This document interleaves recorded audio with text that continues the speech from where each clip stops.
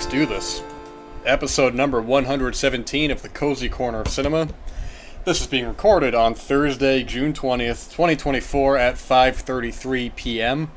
And I don't know if the microphone will pick this up or not, but I currently have a fan blasting on me because today is pretty gnarly out, and I just read that today is technically the first day of summer, and that is completely wonderful.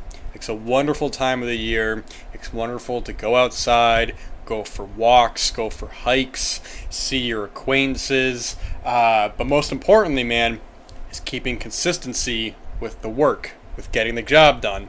You know, there's going to be a lot of opportunities this summer. People are going to invite you to X, Y, and Z, and you got to be really steadfast and say what you want to do and what you don't want to do. People are going to be inviting you to barbecues or parties or anything like that, and I'm not going to any of that, man. That's just complete off my radar, man. I'm associating with the people whom I know are going to understand the task at hand, and I'm going to get the task at hand done. There's so much to do. At times, it can almost feel overwhelming. This past week, I was just thinking, like, my gosh, I have so much to do. I have so much to accomplish, and there just simply is not enough time in the day. And it can get so frustrating because you try to plan things out and you try to get everything done in a certain amount of time, or then there's a curve, a wrench thrown in the curve, or suddenly something else came up, and it's just like, oh my gosh, man. It's like, but don't lose your head. It's important to kind of stay focused, though. So even if, like, some days you get more done than others, that's great, man. At least finding whatever time you can to do what it is. Like I say before, there's no such thing as free time. That's complete and total bogus. That's total nonsense. It's only time, man. If you have 5 minutes, there you go. You can work on your screenplay. You got 10 minutes, there you go. You can work on your film. You got 15 minutes. You know, it doesn't matter, man. It's just all about whatever it is you want and need to accomplish. And because this show is focused on not just strictly cinema, but on art, on literature, on life, we focus on an artistic medium. And an artistic medium doesn't have to just solely be working on learning an instrument, or working on your writing or anything like that. It could be anything you're trying to do. If you're trying to get something done in a certain amount of time, or you're trying to learn a new language, you're trying to learn a new skill, whatever it is, you just have to stay completely focused and be the center of your life, man. People, from the day you're born to the day you die, maybe not the day you're born. It'd be kind of crazy if they were doing this, but they're going to want to lead you in the direction that they want to go to. If they're going to be like, man, I really want to go, and I want to go, eat lunch all day, at a restaurant, and you're like, brother, that's just not going to happen. Or at least that's what I'm saying. That's not going to happen. I have way too much to do. I must focus on my dreams and on my goals. And sitting in a restaurant is completely pointless unless there is some kind of contextual sort of situation that would apply for it. That's one thing, but just sitting around and doing nothing, it's just, if that's what you want to do, then God bless you, man. That's your prerogative, but that's just not even on my radar at all. So with these summer days, we're going to stay focused. We're going to take in the beautiful weather, or if you're listening at a part of the world where maybe you don't have the summer, maybe you're in a primarily cold climate, that's all right, man. We still have that summer mentality of these summer films. It's always great to kind of revisit certain films at certain times of the year. We think of just really wonderful summer films. I always think of films much lighter fare, like, I'm thinking of like Ernest Goes to Camp. I'm thinking of Meatballs. These are all comedies. Summer Rental with John Candy, and another John Candy film, The Great Outdoors, with him and Dan Aykroyd. And actually, funnily enough, about Summer Rental, I always associate, whenever I think of the film Footloose, I always think of Summer Rental, because I always remember the scene when John Candy stays behind while the family goes to see the film on vacation. And it's funny, even when I was younger and the family would go on vacation and stuff, I always just wanted to go to the cinema, man. I'm not a vacation sort of guy. I'm a work-focused kind of guy. If I'm going somewhere, man, there's got to be a reason for it. I have no interest or time for these kind of petty amusements. They don't do anything for me except for just kind of bring my day down. But if I'm going out somewhere, man, there's a cinema nearby, man. It's like, if I'm going away, I'd be like, man, that's eyes on the prize right there. That's we all are living for different things. I'm living for cinema, man. That's that triumphs above all else. But either way. with a hot day like this, gotta remember to stay hydrated too, man. I mean, it goes without saying, you want to stay hydrated nonetheless, but especially on days like this where it becomes a real scorcher, it's easy to kind of fall back and drink, cola or drink beer or drink anything like that. But water is your best friend. You're going to want to drink plenty of it. Even if you think you're hydrated, just keep on drinking it, man. It's just totally great. Not to the point you get sick, though. You don't want to be, throwing up or anything like that. It's the last thing you want to do.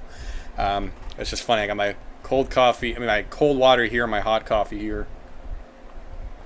And that fan is blowing pretty gnarly, so that coffee's turning pretty warm. I got to drink it kind of fast, so I'm sure by the end of the episode, I don't think there'll be anything left. But if there is, it definitely won't be even warm anymore. I tell you. But my gosh, man, I recently finished the directed filmography of Vittorio De Sica, and I've talked about him on the show previously. I've not talked about any of his films specifically outside of the context of him as a filmmaker. But going through his filmography, it's so fascinating for somebody like him who's had such a long... There's me not silencing my telephone. He's somebody who's had such a long and vast career, not only a director but an actor as well. And the amount of films that he's been involved with is staggering. And even his directed films, there were some that I just ultimately was not able to come across. I actually wrote here the films that I could not find. La Copy, I couldn't find with English subtitles. We'll Call Him Andrea, also known as We'll Call Him Andrew. I've seen that title pop up both places. I thought it was a typo, but I suppose not. I couldn't find that anywhere, so I'll have to go back to those. A New World, aka Un Monde... how do I say this? Un Monde Nouveau? Sure, man, why not? A New World, I read up, is to my knowledge, is partially lost, so I'm not counting it. But either way, I ran through his directed filmography, including... Boccaccio 70 and The Witches, which are both multiple stories, with De Sica only directing one of them. But it's fascinating because the different peaks, the different eras of his filmography is completely fascinating. In that, I think his streak for a while was actually really good. In terms of the films themselves weren't just good, but they were almost all great. I would say from his filmography from 1940. With Red Roses, going up to 1948 to Bicycle Thieves, I would say all are actually, maybe Madalena Zero for Conduct and Garibaldian and the Convent are maybe not as great, but I think they're both really solid. People might even extend that further. Miracle in Milan is kind of the one that does slip a little bit for me. I like that film, but I'm not totally crazy about it. His comedies definitely do not work nearly as strongly for me, but he would follow that up with one of his films that is often considered, I see a lot of people consider one of his best, or his best, is Umberto D from 1952, and that was a film that I'd always known about, but it really just kind of took me aback on how just brilliant it was. If you're curious, for the sake of favorites, Bicycle Thieves has already been one of my favorite films ever. I think that's just, outside of Antonioni, I really would be hard pressed to find a stronger kind of neo-realist Italian film. And I love Fellini. I'm obviously not putting him down. Not at all. Fellini is a brilliant filmmaker. Of course, I've just found that in the past couple of years, I've found Antonioni's work specifically to be a bit more interesting. And even now with De Sica, I think his dramas they're just brilliant, man. I've talked before previously when I was going through them, but The Children Are Watching Us is just one of the best things I've seen this year. That's from 1944. I thought was, truly it may be in part that I really don't ever hear it talked about. And it has a Criterion DVD, which is nice. Actually, funnily enough, I was out recently with an acquaintance, and I say recently, a couple months ago, good lord, and they had the Criterion DVD there, and I should have picked it up, but I didn't, because then I went back again, and somebody must have already bought it, so I was, or maybe it was in a different spot, I don't know, I did try to look at it again, but, hopefully it gets a Blu-ray at some point, because to my knowledge, the films of his that have Criterions off the top of my head are Bicycle Thieves, Umberto D, I think Shoeshine, I'm not actually sure about that, and I think Miracle in Milan, in terms of have Criterion Blu-rays, because The Children Are Watching Us has a DVD. Maybe Shoeshine doesn't have a Criterion. I really don't know. I thought it did, maybe it doesn't. Also, excuse me for the pause there, because I'm not pausing it, I just wanted to have a sip of this coffee. Wow, it's kind of amazing that Shoeshine doesn't have a Blu-ray, or at least doesn't have a Region 1 Blu-ray. Maybe it does. I gotta look this up. The film is a film of that quality. It is insane that it doesn't have a premium boutique labeled release. I mean, what a brilliant film. Shoeshine does not... Okay, this is bizarre. It says... Okay. That's so bizarre, yeah, I don't know. Does it have a Blu-ray anywhere? Oh my gosh, I don't think it does.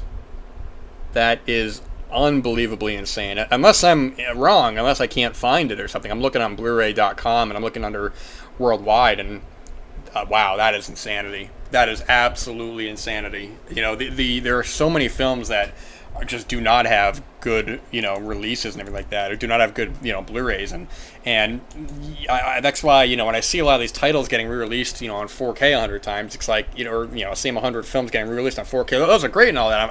It's wonderful, but my gosh, man, a film of this quality and a film like The Children Are Watching Us should not be left behind, man, because unfortunately, I think people kind of, unless it's readily available, people I often feel are not willing to kind of put in the effort and really, and I'm not obviously making a generalization, I'm just saying I do feel like maybe, and I don't even blame them to a certain extent, man, because oftentimes it's like you're putting in all this effort in for a gamble, but I do think that is part of the fun, because I did actually have to buy bootlegs of a couple of his films. I bought a bootleg of The Gate of Heaven from 1945, which ended up being one of the strongest films, which was like one of the last things that I watched, because at the time I couldn't find it, so I was going through them, and then I ended up buying that. And the other one I bought was no, it wasn't The Voyage. It was oh boy, what the hell's the name of it? Gosh, I am blanking on the name right now, but actually that ended up being not one of my favorite of his works. Gosh, it's gonna bother me now which one it was. Was it? You know what? I think it was The Last Judgment from 1961, which was not one of my strongest, not one of my favorite De Sica films. Which is kind of funny, the back and forth between that. But yeah, no, it's very interesting to see kind of the ups and downs, the different eras of his filmography, doing really kind of early neo-realist dramas, and then he was doing a lot of comedies. He did a lot of work with Sophia Loren, and actually one of his strongest films, I think, and definitely her strongest collaboration with him is Two Women from 1960, which is a great melodrama. And he also work as well with Marcello Mastroianni, and they did a couple films together. They did like Yesterday, Today, and Tomorrow, and they did A Place for Lovers, and so he's just it was just a wonderful kind of and actually I think the last film of his was The Voyage from 1974, which I think had Sophia Loren and not Mastroianni. It had Richard Burton. That is right. Okay. And it's funny, I watched that Mastroianni documentary that was in the Fellini box set. That was like, I think it was like 3 hours or 3.5 hours. I'm actually very curious to rewatch it. It's called Marcello I can't say that name. Marcello Mastroianni, I Remember, which I think is like a little over 3 hours. But I don't remember a lot of.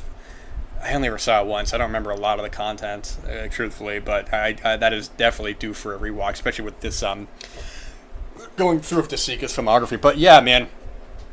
Some real highlights there, man. I mean, if just general kind of recommendations, I would say if you're curious about his work, start with the dramas, start with the neo-realist stuff. I mean, you can even start with the big stuff if you want to go into Bicycle Thieves and Umberto D, Shoeshine, The Roof, which is very underrated, and even some of his later work. What the hell was the name of it? It was The Garden of the Finzi Contini. which is a really solid film as well, which is a little bit later. I think that was like 71 or something, or 70, I don't remember. But De Sica is just a wonderful filmmaker. It was just really, really excellent to go through his filmography, and my gosh, man, if I can find those couple extra films, then I'll definitely be going back to those. But it's just great, man. It's just completely great, and yeah, man, it's wild. I did try to have a new episode of Peephole Pictures out by now, but this past week has just been so busy, and the next couple days are going to be so busy as well. So the idea will be to get the next episode out next week, because I already have the film. I just have to watch it, and it's another Blu-ray.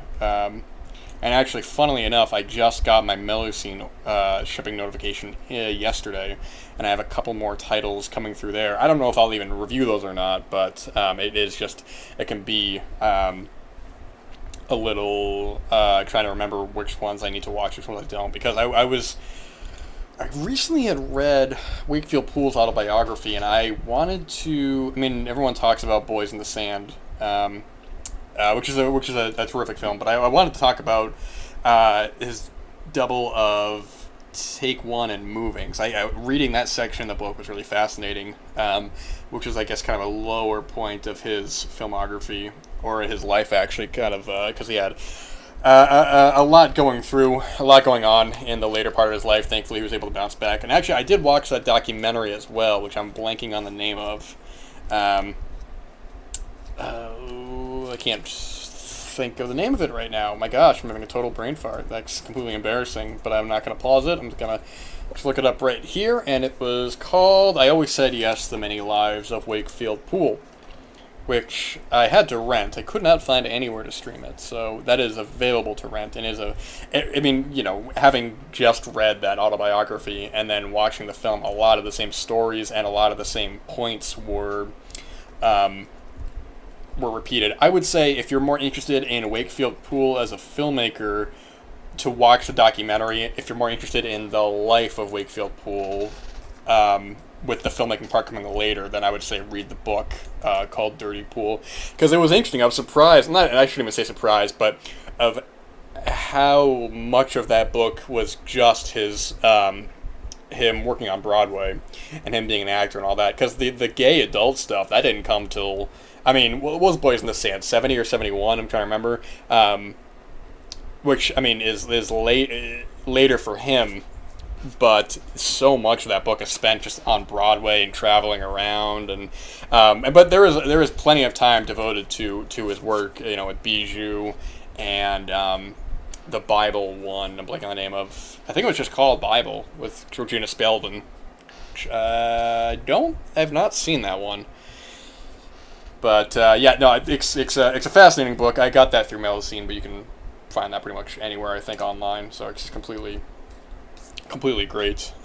This coffee is definitely, it's like right on the cusp of getting warm to cold, and I don't know about you guys, but I don't mind. I'm not a cold coffee guy. If I have warm coffee and it goes cold and I start to taste all the stuff that I put in it, man, it's like a texture thing where it's like or not even a texture thing, it's like a taste thing, man. It's like I just taste all the sugar that I put into it. Not that I'm putting a lot of sugar into it, even though I always think of the line from True Romance at the end when Christian Slater is talking to the director, and he's just pouring copious amounts of sugar into his mug, and the guy, what was the line? He says, "Do you like a little coffee with your sugar?" You know, it's very fun.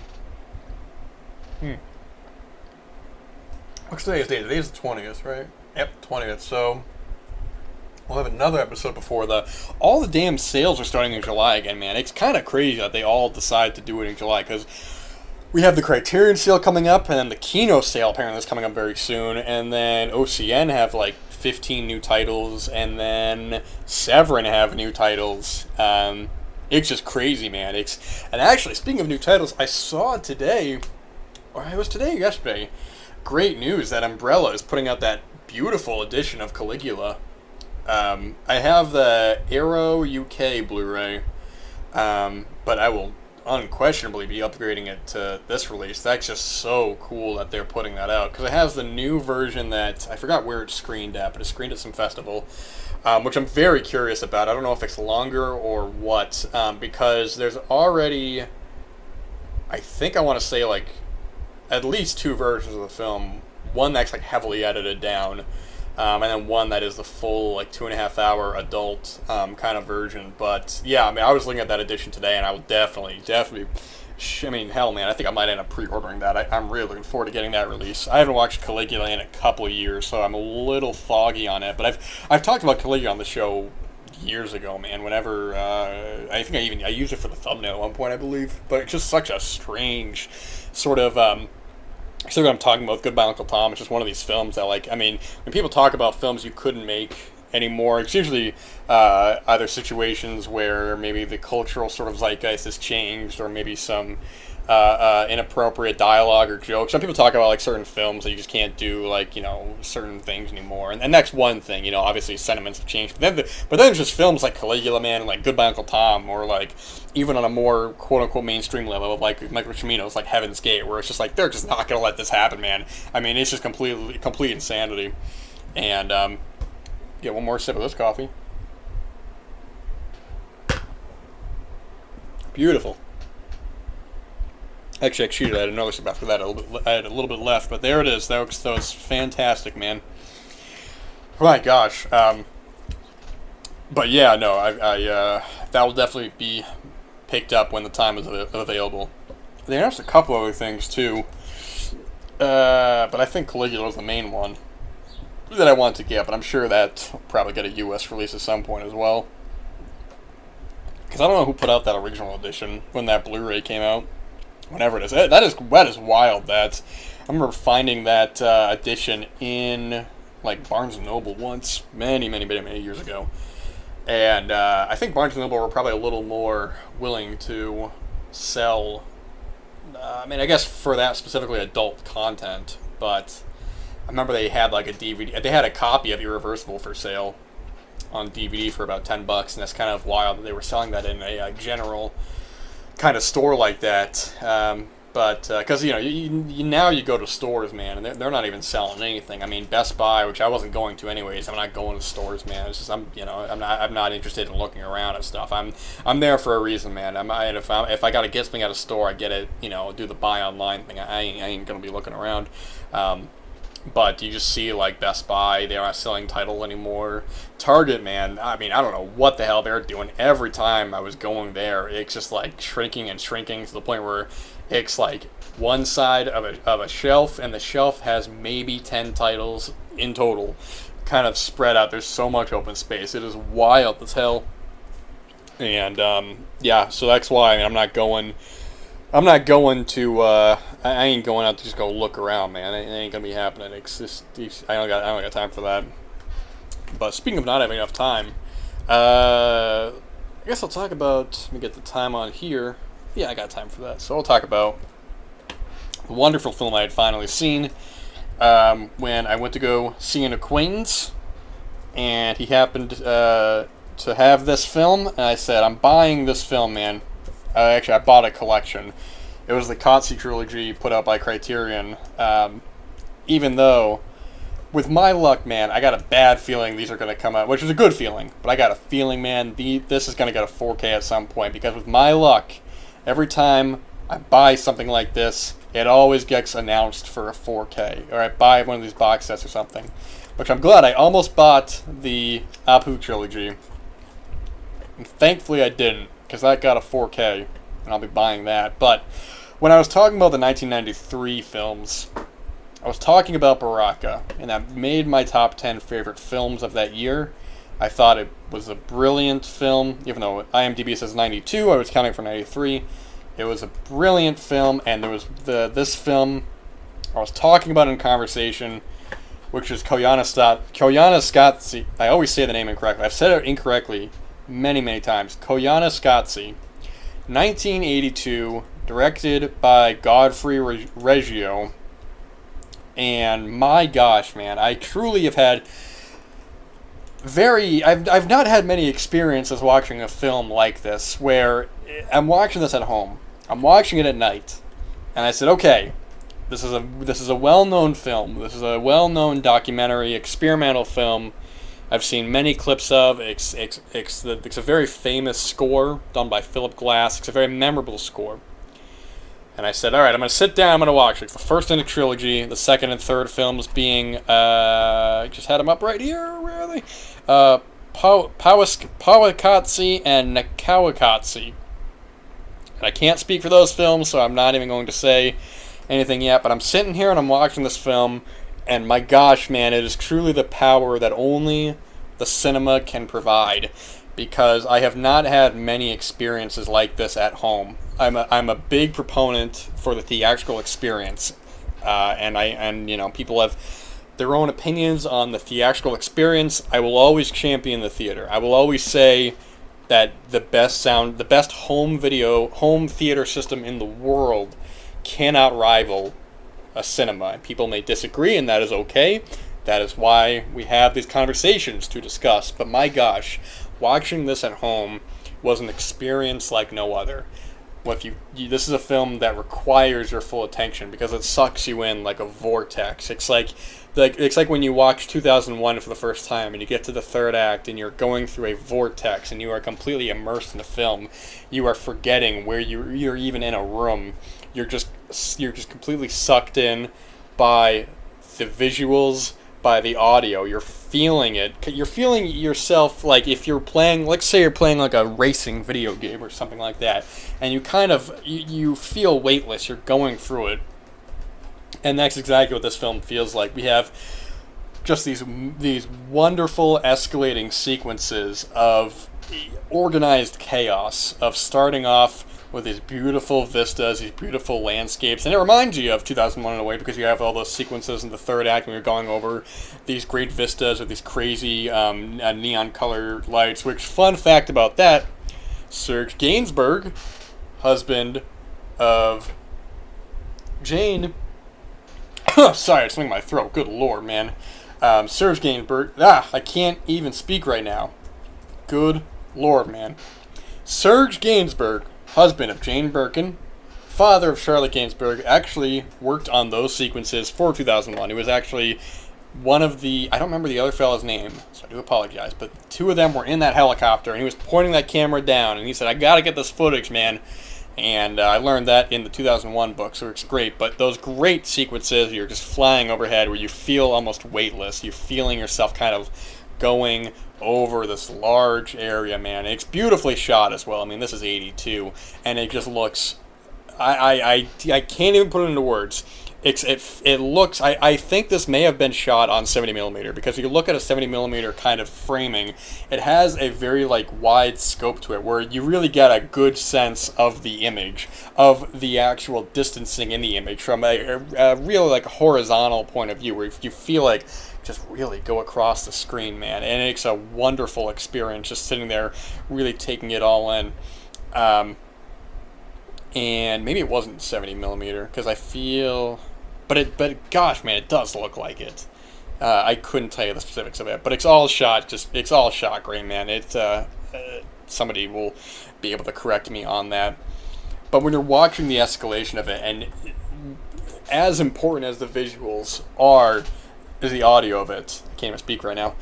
Is the audio of it by Philip Glass, because it has this escalation of, I don't even know how to properly sort of even put it into words, man, sort of how to describe music, because, some people can tell you all about music theory, they can tell you this. I couldn't tell you anything about that, but I think it's a thing where I wouldn't even want to listen to the music without the visual kind of accompaniment, because when you're watching it, because what you're seeing on screen is constantly building and building and building, to the point where it becomes almost overwhelming in a way, until it eventually kind of it's like a roller coaster. It just builds and builds and builds and builds and builds, and then bam, then you go down.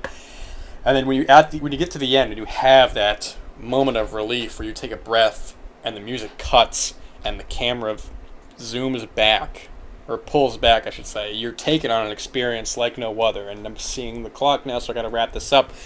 But I should have talked about this earlier, because I would have had more to say. But either way, when I eventually watch the other two films, if they're worth discussing in the context, they will be discussed. But it's a beautiful day outside. It's hot, but we're going to stay focused on the work. We're going to stay focused on our dreams, and we're not going to give up, man. That'd be way too easy. We've made it this far, so let's just keep on going, man. Hey, you guys have a wonderful, wonderful rest of your day, rest of your night. Thank you so much for listening. Thank you if you made it this far, for devoting your time to this. That's just so cool of you, man. I really appreciate it.